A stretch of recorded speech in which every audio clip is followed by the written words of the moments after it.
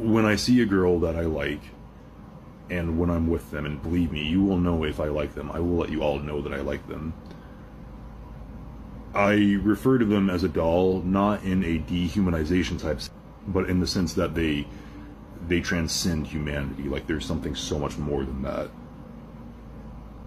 And yes, I do want to dress them up, and I do want to own them like they are a doll, and I want to treat them delicately because they are fragile and have a porcelain little doll heart that they're going to give me.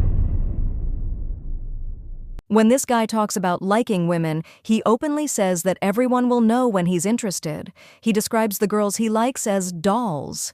He claims he doesn't mean it in a dehumanizing way, but rather that they are somehow above being human. He says he wants to dress them up, own them like a doll, treat them carefully, and protect their fragile porcelain heart that they will give to him. The person being discussed is a TikToker known as Vampdaddyevil, whose real name is Eric. He became popular for dark, edgy content that constantly references grooming, consensual, non-consensual fantasies, age play, and power dynamics.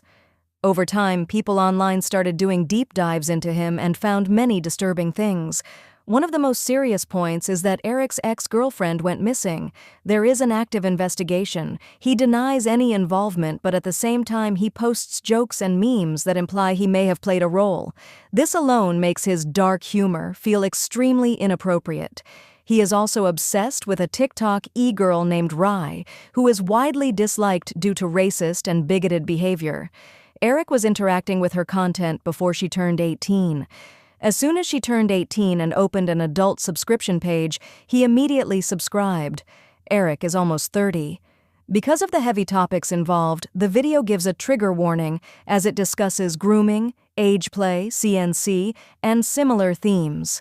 The creator explains that they went through Eric's expect these photos to really blow up or get the attention they did. I appreciate it, don't get me wrong, but I'm sorry, I'm not actually in the minds. I'm not going to groom any of you. And I know that sounds crazy to say, like, I'm sorry, I'm not going to groom you, but TikTok and saved content worth reacting to, noting that even with research, any comments like this, like, I'm sorry, guys, to know, enough Davy, I think he's... Some things may still be missing. Much of Eric's content is filmed at the gym. The analysis suggests this is intentional. He wants to present himself as a strong, muscular protector who can keep girls safe. His posts constantly push the image of being scary, dominant, and dangerous on the outside, but secretly caring and protective. The creator argues that instead of taking a normal content path, he chose a creepy, predatory aesthetic. Some posts aren't extreme on their own, but when viewed together, they form a pattern. His ego is obvious, and his attempts at humor often come across as socially awkward and cringe. One viral post used the song "Little Girls" by Oingo Boingo, which gained him the most engagement he'd ever had. While this could be dismissed as rage bait, it becomes disturbing when paired with his repeated interest in age-related kinks. After backlash, Eric posted a video saying he wouldn't groom anyone, which people found deeply unsettling. The fact that someone feels the need to publicly announce that they won't groom minors is seen as a massive red flag. Instead of ignoring the comments, he leaned into the attention, and many followers praised him for being wholesome, which the creator strongly criticizes.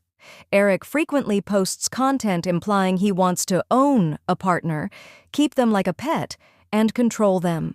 The creator argues that his audience appears to be made up largely of mentally ill teenage girls or very young women who are easier to manipulate. They emphasize that this pattern shows intent, not coincidence. The video explains the difference between age regression and age play. Age regression is described as a coping mechanism for trauma and is not inherently harmful. The issue arises when predators sexualize it. The creator argues that Eric actively seeks out people who regress due to trauma and turns it into a fetish, which they believe is exploitative. Eric also repeatedly defended Rai publicly, even though she was still a minor at the time. The creator believes this was an indirect attempt to get closer to her. He positioned himself as a protector while knowing exactly what drama she was involved in, which suggests an unhealthy level of fixation. Throughout his content, Eric makes repeated references to childish imagery, lollipops, dolls, little girl language, which, when combined with everything else, is seen as intentional signaling. The creator argues he is deliberately building an audience of vulnerable young people and does not care if they are underage as long as he isn't technically breaking the law. When accusations surfaced, Eric mocked them instead of addressing them. He posted jokes pretending people were only criticizing his leg workouts rather than responding to allegations involving minors. This refusal to take concerns seriously is presented as part of his pattern. He also posts about dollification and has an obsession with dismembering dolls. Given the disappearance of his ex, the creator finds this deeply disturbing, regardless of whether he claims it's satire. Eric frequently frames himself as a provider and authority figure. He talks about sending money to fans and spoiling them, which the creator believes is grooming behavior, giving financial incentives in hopes of control or emotional dependence. He often jokes about violence, dominance, and control. The creator argues that when these jokes are combined with his real-life behavior, they stop being jokes. They believe he enjoys power over vulnerable women and is sexually aroused by emotional distress. The video includes examples of leaked messages where Eric explicitly admits to grooming behavior, expressing jealousy, control, ownership, and superiority over young women. These messages show that his public persona is not just satire, but closely mirrors his private behavior. One major situation involves Callie the Flower Girl, a mentally ill woman with a traumatic past. Eric publicly admitted to messaging her repeatedly across platforms after being ignored. His messages framed himself as the only person who could save her, understand her, and keep her safe.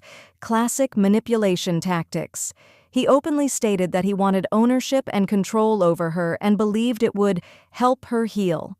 The creator strongly argues this is exploitation, not care.